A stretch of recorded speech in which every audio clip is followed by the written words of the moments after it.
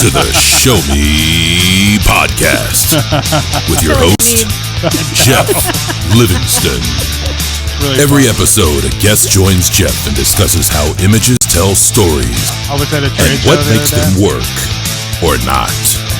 and I was thinking about this intro, and I saw this guy dressed up like Gene Simmons with the makeup and everything. It was insane. I'm like, oh my god, it's so heavy metal. It's just like that's my intro. It's awesome.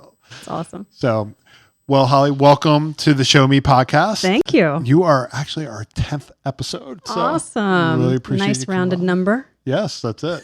It's a great number. And then there's our fine sound engineer, Ms. Panama, Hi. who may or may not interject during the show. Please do. And we always welcome Panama's additions. And so I'm really excited to have you because obviously I've known of your work online for some time. Most people know of you as Go Lightly on Instagram Yes. or as one of the, it's the founder and one of the contributing members of IGDC. Yes. Which surprisingly, I'm less known for that just because I kind of am in the shadows, I think. Yeah, it's Yeah. much more of a curated feed where Yes. you're kind of contributing to the larger community. So is there anything that I'm missing when I'm describing your photography properties there? No, that you got it all. All right. That's it. Just the two. Very cool. It keeps me busy enough. Well, before we get going and talking about the awesome work that you're doing, I love having people come on and share one of their influential photographers. And we do have this photo up, but first let you introduce your influencer, if you would. So I chose Alfred Stieglitz. I think most people kind of know who he is.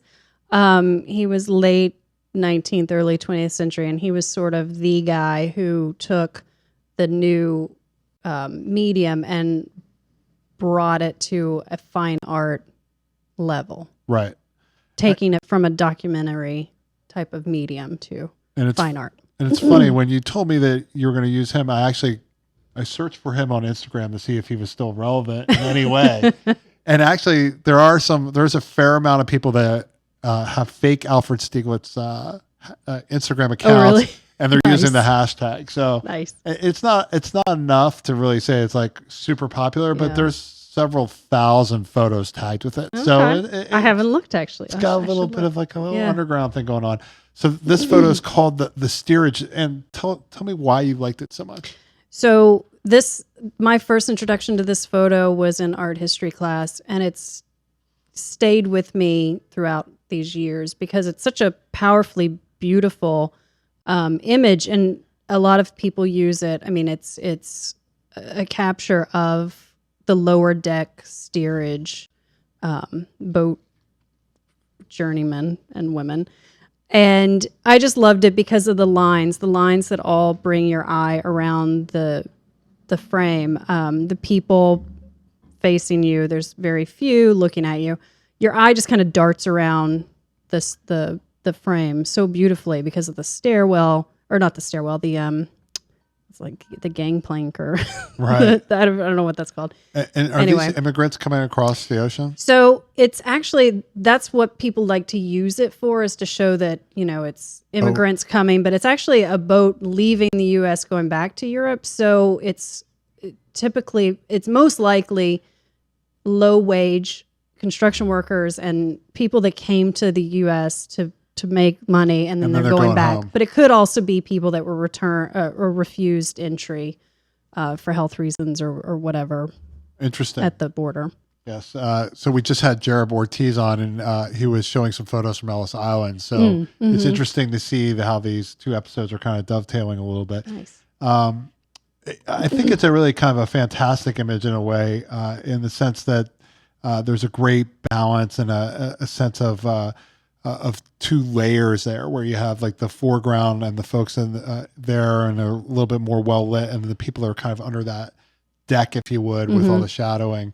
It seems extremely crowded. Like you've Yeah. always heard about how bad these conditions were. And can you imagine being on a boat like this for 4 weeks? Yeah, no, I would not want to do that. That's why I don't like cruise ships. But I just love that he thought to stop. I mean, that's one of the reasons why I'm drawn to his work, is he was one of the first people who ditched the I mean, he still used the tripod throughout his entire career, but he really took up the medium format camera and carried it with him and captured these great images. So I just love his eye at that moment. Right. And now I'm pulling up the next one, which apparently is very low res. So we'll have to get a different one to the team here. That's the terminal. Yes. And that's got like a horse and a carriage there on a street. I guess at the station. Yes, that was what we would call the station today. Yes, that's in New York, and it was during the winter, so you see the snow on the ground. One of his other really famous photos, "Winter, New York City," I think is the title. I think that this was taken the day after. He just, when it was snowing, there was this huge snow, and he wandered around the city capturing the life. And I think this was outside the U.S. Post Office in New York City. Right. But I just loved how he's captured, these huge horses. They're probably hot from working and they're steaming because it's so cold outside.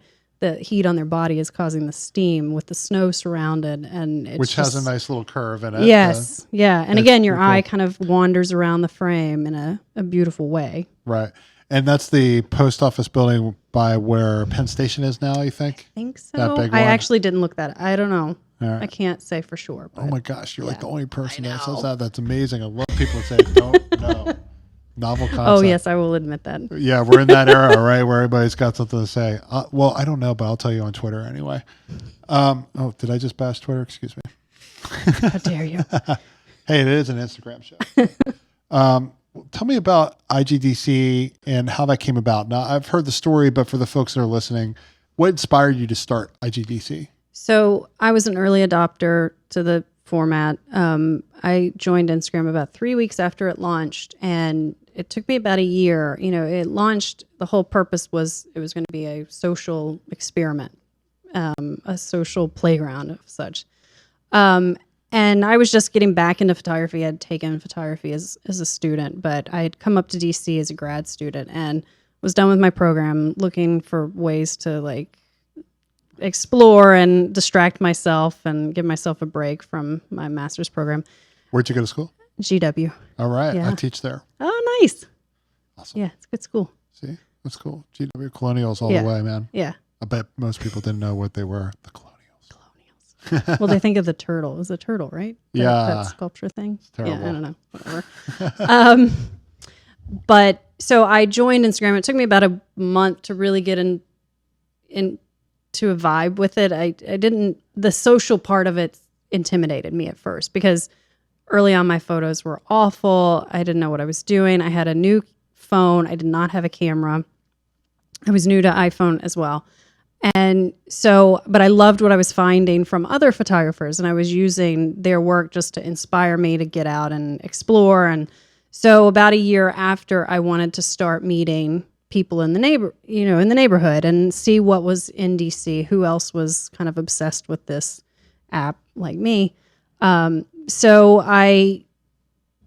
they used to organize, Instagram used to suggest you organize through meetup.com. So I looked, and they would suggest you look and see what was in your city. And there was nothing in DC. And so, but anybody could contribute to it. So I planned a happy hour through meetup.com, and about 15 people showed up, and we had a great time. We just sat and talked about the app. We talked about photography, about DC, who was native, who was transplanted, etc. The typical DC conversations. And after it was over, people just kept asking, okay, what are we going to do next? And that's sort of how it evolved. I figured I might as well just keep going. So I started putting together some little photo walks around town. Our first one was in Shaw and U Street area. And I think our second one was on the mall, maybe. I love Shaw. Yeah, and it was before, it was when the Wonder Bread factory building was still in shambles, and it was a cool place. So it was kind of a glass and graffiti walk. That was the theme, is to look at street art and old buildings. Now it's Warby Parker. Now it's crazy. You can't get that character anymore. No. So yeah, it just grew from there, and I just sort of, any neighborhood I wanted to re-explore. I'd been here a while. I moved up here in 2001. This was 2011. So it was just wherever I wanted to go, I'd put it out there if anybody wanted to join me. And then more people would come every time. They'd bring friends or they'd suggest people join us. And it's evolved from there. It's a pretty good community. I mean, I just did one. I loved the meetup. It was really awesome. Thank you. It was kind of my research for this. And then I wanted to ask you, I mean, like now you have some co-contributors. How'd that happen? So I don't remember how many years in I started getting really burned out because I was doing... You've been doing this like 10 years, right? Yes. So when we first started, I didn't have the Instagram account for IGDC. I just promoted everything on my Go Lightly account. Because someone else had IGDC, it was already taken. It was a local guy who he had a coming soon. He was doing some cartoon creative something or other. I forget what it is now, but he was going to use it for that. And then he sat on it and he didn't use it. So I messaged him. I'm like, are you going to do anything with this? Because I have this group and I explained what we do. And would you be able to part with it? And he was like, yeah, sure. Great. Take it. And gave me the password. And so we took it over. So when we got the account, I was using it to promote the Instameets. But then I realized like I'm not really doing much with it. So I started highlighting one photographer a day. And so we've kept that model, but me doing 7 a week just took its toll. I was getting very burned out and it was hard. So I asked two of my friends, 2 people who had joined Instagram or IGDC pretty early on, Lori Collins and Phil Martin, to kind of help me with that endeavor. And they were happy to do it. And Lori still is doing it now. And recently we've asked Austin Graff to join. And so he's really doing great stuff with his assigned days. So we just assign out the days and we all post whatever we want. It doesn't matter. We don't have to decide together as a group. That's cool. It seems pretty uniform though. I mean, well, good. That's great. It's hard to tell who's who. Good. Well, in the beginning, we put our name to everything, and I felt like it got to the point where we were taking away some of the attention from the photographer. So we changed that, and now we do it anonymously because I don't want anybody to think, like, I don't want anybody to see one of our names and it take away from whatever we're sharing that day. And we just want the photographer who gets that slot that day to have all the spotlights. So very cool. So along those lines, I mean, I've been featured a couple times. I'm sure other people that have been listening have been featured. And it's always a delight, first of all. So thank you. Great. And if I'm not as effusive as I should be on Instagram when I get those, please know that I feel it. Awesome. But I wanted to show somebody's work and kind of like talk about how you guys choose these. And it sounds like it's pretty much very personal, very much like what you like that day. But this is, I guess, Charlie in Spanish's shot of, I guess that might be down at Georgetown. Is that right? That's the Jack's, is it Jack's Boathouse? Yeah, the kayaks, right? So he took that from Key Bridge. Right. Gorgeous. And, yeah, he leaned over, right? I guess so. He don't drop the camera. In the comments, he said that he was inspired by another photographer in the community, Birch Thomas.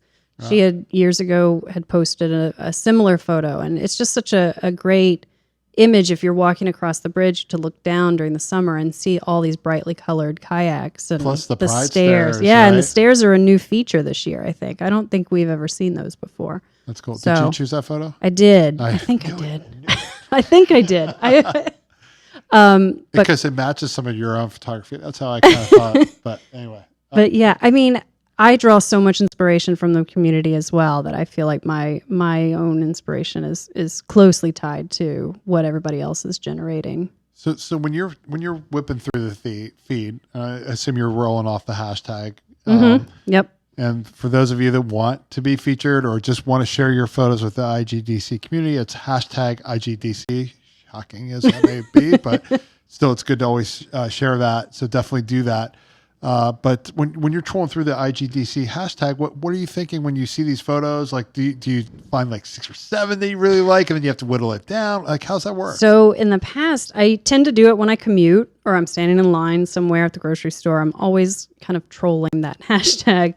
In the past, I would screenshot things that captured my attention. Now that Instagram included collections. You can save things to collections. So The now, bookmark thing, right? yeah. So I have a collection just for IGDC, and I just pin things as I find them. And sometimes I may not feature that photo for a couple of weeks, and it may be a kind of a throwback photo, but sometimes I'm able to time it with something happening around town, Pride, or 4th of July, something like that. I might see something weeks ago that, now it's perfect for this day.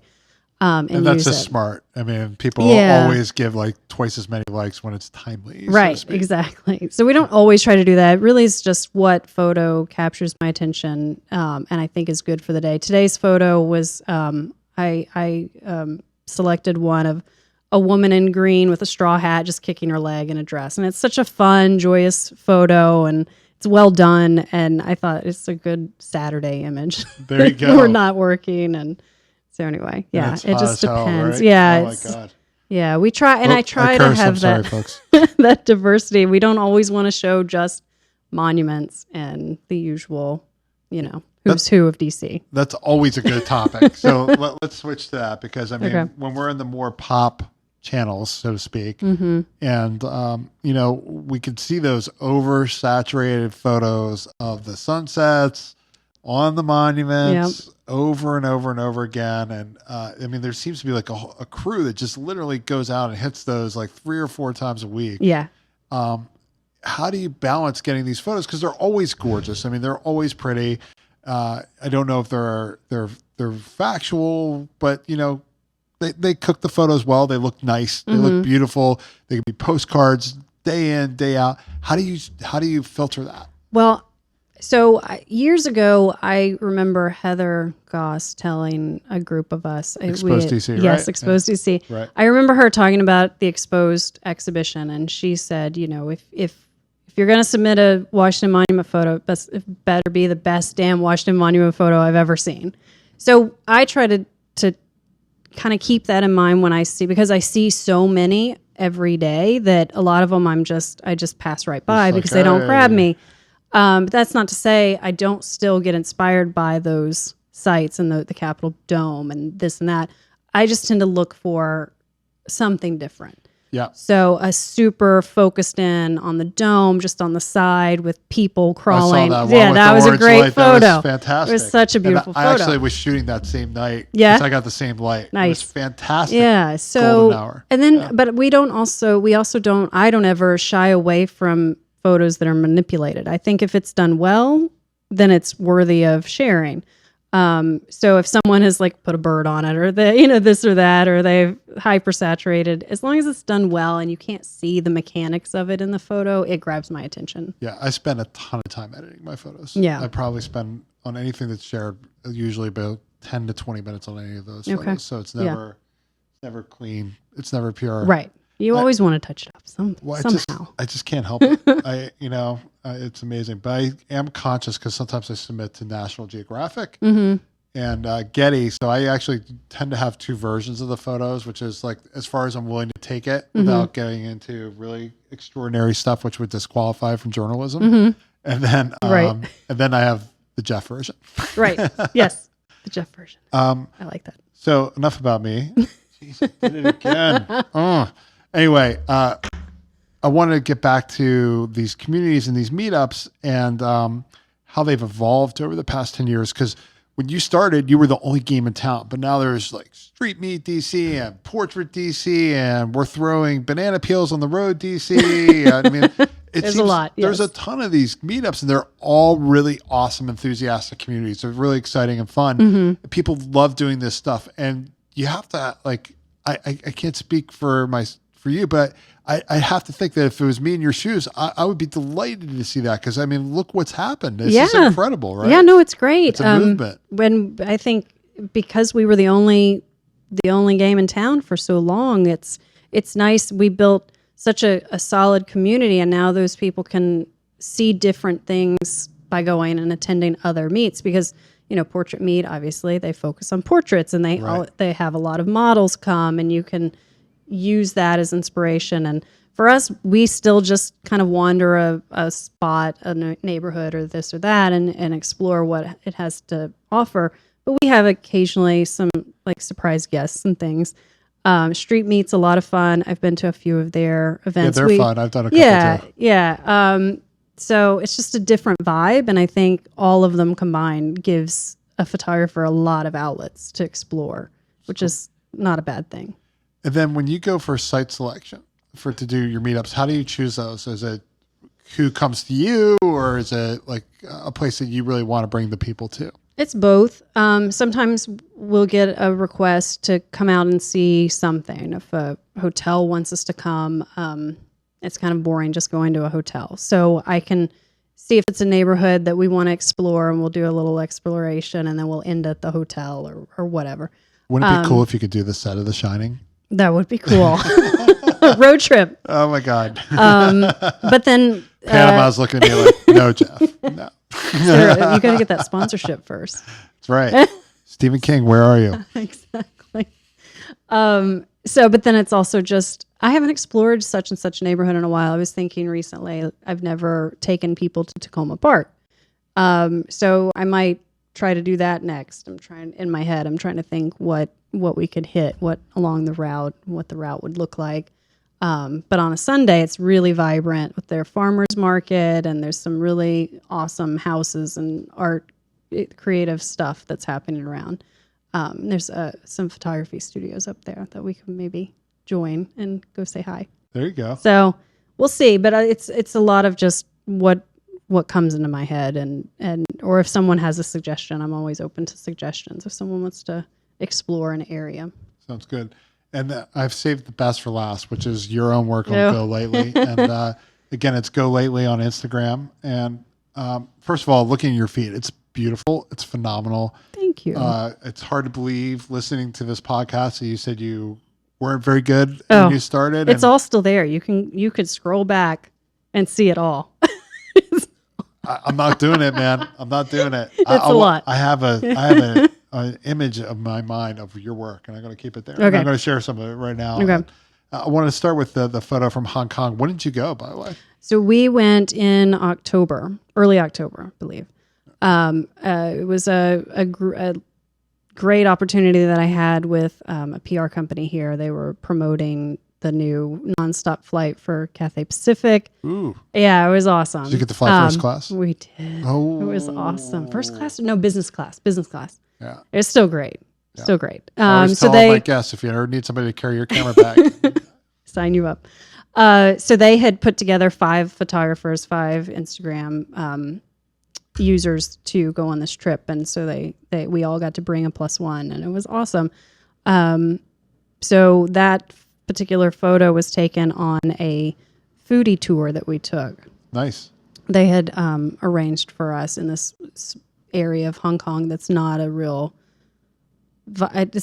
popular tourist destination. It's more of a local destination. Right. It's a fabric place. The neighborhood is really where the working class lives, and they go and get their supplies. And so this was a ribbon merchant. Oh, wow. And so all of that is ribbon that he was selling. Beautiful. And he was color. he was like next door to the dumpling place or the pineapple bun place or something we had just stopped at. And he was just out there, and he looked great. And as soon as I put my camera to my eye, he kind of hunched back into the little cubby back there. I don't know what it is. It's like he hid behind the one ribbons. wall of ribbons and kind of smirked at me because he knew I was trying to take his photo. So I noticed, like, with your shots generally, and the 2 that I picked kind of highlight this, and I wanted to talk about with you, which is, one, you love color. You love color when it naturally occurs, it seems like. Mm-hmm. And then the other thing it seems that you really like is symmetry. I do like symmetry. And Yes. this photo had both of those in it. Is that what made you just pop right away? You're like, oh, no, I gotta get that. I think my work has totally changed throughout the years I've been on. And I've only recently, like in the last couple of years, embraced color, thanks to a friend of mine, Big and Toasty. She's on Instagram. It's not that I didn't seek out color, but if it wasn't an interesting frame, I didn't necessarily take it. Now my eye goes to color, and then I try to figure out how I can capture a scene. So I don't know, it just kind of enlivens it a little bit, but I've always loved black and white. I've never been I've been a little intimidated by shooting black and white for some reason. So I do edit in black and white occasionally, but Close to the mic. Yes, Panama, I'm sorry. You I'm getting the wave. Man. Come on, Panama, get on the show, man. But yeah, I symmetry is a big thing for me in my photography. I try everything has to be straight, everything has to be orderly, or as much as I can. So it's a little bit of a compulsion. Sure, no, I get it. We all have our things that we like in our shots. And then the second shot, which is National Stadium, and let me guess if I got this right where you shot it. Outfield on the stairs looking down. Yes. Correct. Yes. Okay, cool. I forget what section that was. But that's my OCD thing. When I look at photos, I'm like, okay, where'd they shoot it? How'd they shoot it? When they shoot it? Yep. It's pretty cool. I love the rows. And like, of course, it's 2019, so half the seats are empty. And way to go, Nats. So that actually was taken last year. I just didn't post it until recently. I forget when I posted it, but I went to one of the last games last season, and that's why the seats are a little more sparse. I guess. They sucked last year. Yeah, I think they were. I think people were like, okay, we'll go. It's fine. They were done, but right? yeah, I think as much as we wanted them to do better, but one of the things that's great about that stadium is that the team color is red, right? Yeah. And photographers, we love, or like I as a photographer love red. Red's awesome. Yes. My favorite color. Yeah. Pops, right? It does. It's what makes those rows pop, it seems like. Yeah. And I just love that you can't, I'm always drawn to people in spaces. I don't tend to have a lot of people in my spaces, but I like singular individuals. But then I also like this one, you can't really tell by a first glance what you're looking at. You just see a bunch of scattered color, and you look at it for a minute before you realize it's people in the seats. But yeah, I do like how people inhabit spaces, but I also like empty spaces too. That's cool. So what's next for you and your photography? Not whatever I like. Yeah, I kind of treat my photography as a daily diary in a way. Cool. I don't have agendas that I put in my head. I mean, I have ideas every once in a while, like, oh, it'd be cool to do a series of this or that. I know you spoke to someone the other day who was doing a Across America project. Oh, Richard Binhammer, yeah. Yeah. And I would love to do stuff like that. He comes up here. We go every once in a while. Yeah. We'll rope you in next Okay. time. I love the ideas of that. My husband is always talking about old gas stations that are repurposed. Like things like that. It would be a cool series, but I don't have it in me to get it all coordinated and get it executed, or I forget about it. I have short attention span, but I would like to do something like that in the near future. But right now I just capture what I love every day and what makes me happy. I don't care if people really like it too much, but it is what I see and it's what captures me. So I try to focus on that and not what the trends tell me to look at or, things of that nature. But it's truly it's hard. It's a Zen experience for you. It's awesome. It is. It's fun. Very cool. Thank you. Well, thank you for joining us today, and I hope folks you. enjoyed the episode. And I hope so. I'm sure they did. Follow Heather at GoLately.com, Go Lately on Instagram, excuse me, and then of course IGDC and #IGDC. Yes, thank you for having me. All right, this was fun. Panama, bad heavy metal. Let's go. Thanks for listening to the Show Me podcast with Jeff Livingston. More shows, sponsorship, and donation information are available at showmepodcast.com.